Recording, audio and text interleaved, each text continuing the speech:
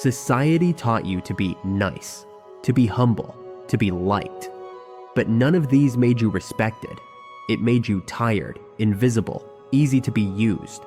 The moment you stop performing, everything begins to shift. You were told that kindness was a crown, when in truth it was a collar, tightened with every yes you never meant. You learned to keep the peace, even when it set your soul on fire. But what if that obedience wasn't a virtue, but fear in velvet gloves? This is the first fracture in the myth, the moment the good man sees the sword behind the handshake. Machiavelli saw it. He wrote to awaken, not to corrupt. He knew that the lion who does not roar becomes a rug, that the fox who does not watch becomes the prey. And you've already played these parts, silent, kind, expendable. But something stirs now.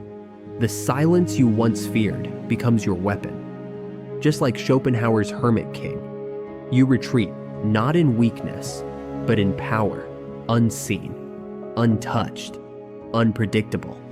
Because when you no longer chase approval, you become the one they watch.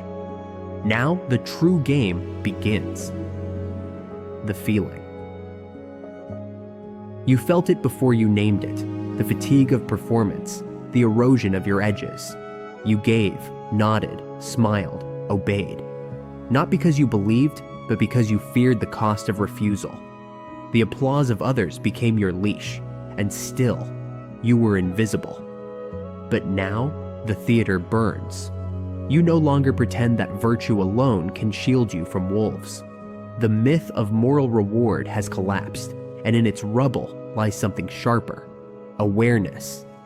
Machiavelli lights the match, not to destroy your goodness, but to reveal its chains. This is not about becoming cruel. It is about ceasing to be prey, about seeing the world not through the eyes of a servant, but through the gaze of the strategist. You no longer ask, will they like me? You begin to ask, why should I kneel? This is the fire at your feet, the first step into shadowed sovereignty. What the world calls kindness is often a fear ritual. You weren't born desperate to please. You were trained to equate your worth with your ability to be pleasing, agreeable, soft. Every good boy, every nice girl, echoing like soft commands into your bones. And so you became manageable, a polite hostage in your own skin. But niceness is not virtue. Niceness is often a silent prayer. Please don't abandon me. Please don't be angry. Please let me belong. This is the cost. When goodness is untethered from strength, it becomes currency for survival. You smile through disrespect. You nod through invisibility. You forgive what should have been punished. And the world? It thanks you with silence, with erasure.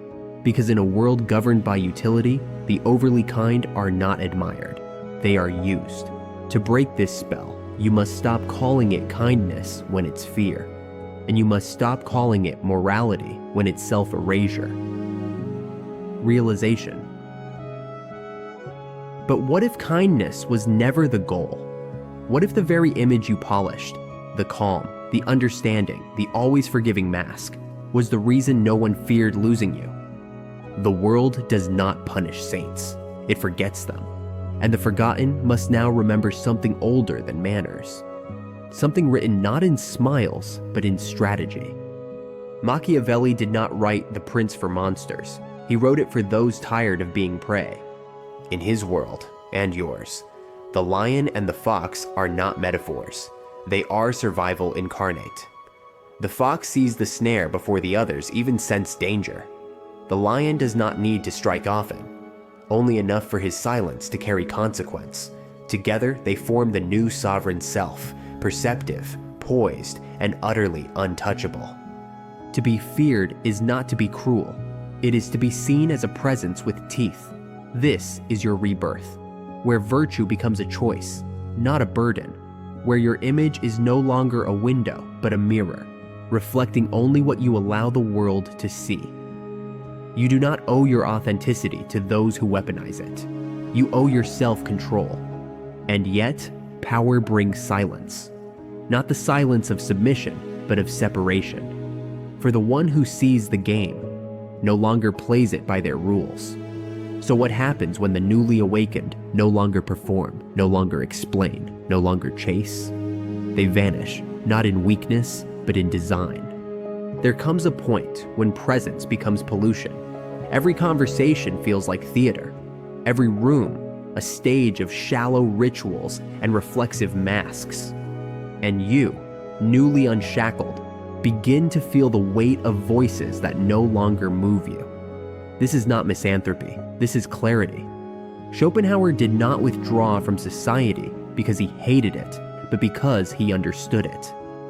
He saw the circus of validation, the noise of forced connection, and he chose the throne of silence. Solitude is not exile, it is elevation. It is where the fallen king rebuilds, out of reach, out of sight, out of debt to applause. In that quiet, your thoughts sharpen. You no longer respond, you observe. You no longer explain, you calculate. Because solitude is the place where strategy grows roots, and peace finally has no price.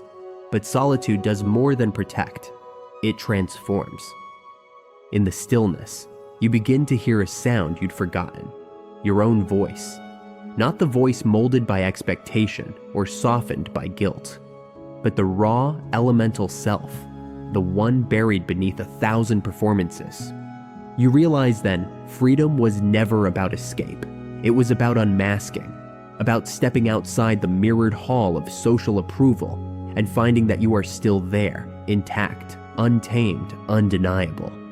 This is the great twist. You feared loneliness as a void, but it is a forge. What is hammered in silence returns with weight. What is born in solitude walks with certainty. And the one who no longer seeks to be understood is finally understood by himself. There is no hunger more dangerous than the need to be seen.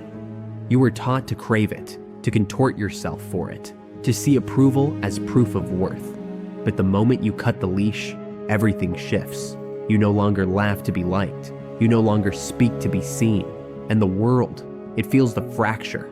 You don't orbit anymore, you pull. Detachment becomes your aura, cold, precise, unshakable. And here lies the brutal truth. They don't admire your silence. They fear what it means, because a man who does not ask to be chosen is already free. And freedom, real freedom, is the most magnetic force on earth. But freedom is not the end. It is the threshold. Beyond it lies something stranger, something lonelier, yes, but also unshakable. You no longer belong to the crowd. You belong to yourself. And those who do begin to move differently. Not louder, not faster, just deeper. Transcending. Most never leave the theater. They spend their lives in costume, reciting lines written by fear. They post, they nod, they gather in circles that echo emptiness, mistaking noise for meaning. But the moment you walk off that stage, truly walk off, the silence is blinding. At first, then you begin to see. You see how scripted the world is, how most friendships are mutual performances, how most ambitions are inherited. You see the farce, and you refuse the part, and in doing so, you become something rare, not a recluse, not a rebel, but a sovereign. Authenticity in a world addicted to performance is a threat, and that threat commands respect, quietly, reluctantly, unavoidably, because those who no longer act begin to shape reality itself. Now you see the architecture of your former cage. Niceness was never virtue, it was a muzzle. Morality without power made you prey, and every smile given in fear carved your name into the walls of your own submission. But that man, the agreeable shadow, has died. In his place stands something sharper. Machiavelli taught you to see power not as domination, but as defense. Schopenhauer showed you that silence is not emptiness, it is empire. You no longer exist to be understood, you exist to be undeniable. You observe with the fox's eye, strike with the lion's will, and vanish into solitude not to escape, but to ascend. You've stopped seeking rooms to belong in. Now, you build chambers within yourself no one else can enter. And those who dwell there, they answer to no throne but their own. But sovereignty is not a destination. It's a decision made again and again in silence. The question now is no longer how to be seen, but how far you're willing to disappear, to become unshakable. Because the next move isn't louder, it's darker, and it's yours. You thought disappearance meant erasure, but true sovereignty is not about fading. It's about becoming untouchable. What vanishes from the eyes of the crowd does not cease to exist. It sharpens, it deepens, it becomes myth. To disappear is to reclaim all that was scattered: voice, will, essence. No longer diluted by the noise of need, you become dense with presence, heavy with intent. The next move isn't louder. It's darker, yes, but it's also deeper, richer, and it is yours. And in that depth, the fallen king is reborn. A new beginning. Feel this moment. Not with the mind that once begged to belong, but with the fire that now refuses to bow. You're no longer made of apology, no longer sculpted by their comfort, or cradled by their approval. You are carved from refusal, tempered in silence, crowned by absence. The fear that once guided your every move is gone. In its place stands focus, cold, clear, final. And now, when they speak your name, they do so carefully, not because they love you, but because they know. The sovereign has no need to shout. Their presence echoes. So if your silence has weight, if your gaze no longer asks, but commands, then this is where you belong. Among the kings who have awakened, not to play harder, but to rewrite the board. This isn't a channel, it's a stronghold, a place to sharpen, to remember, to reign. Return here not for noise, but for the next key, the next cut, the next crown. Picture it now. The throne isn't golden, it's shadow wrought. It stands not in a palace, but in the wilderness of your own becoming. Around it, silence roars like a storm held in breath. No subjects, no ceremony, just presence. And you, cloaked in stillness, move without needing to be seen. Every step, a decision, every glance, a blade, because the world only bows to those who no longer need it to. You were taught to smile while being devoured. Now you vanish, and they listen harder. No longer a servant in silk, but a sovereign in silence. Because when you stop chasing approval, you become the one they watch. And in the dark, unseen halls of power, the fallen king rises.